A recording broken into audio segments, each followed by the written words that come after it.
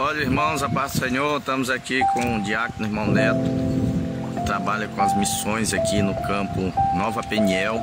Estamos aqui no Lago do Camuím, acabamos de visitar uma família, oramos com eles aqui e estamos aqui de rabeta para visitar outras famílias aqui no Lago do Camuím.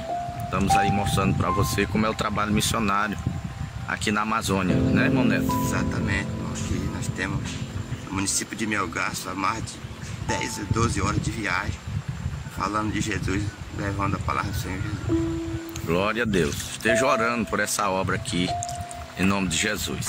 Glória a Deus. É isso aí, a paz do Senhor para todos.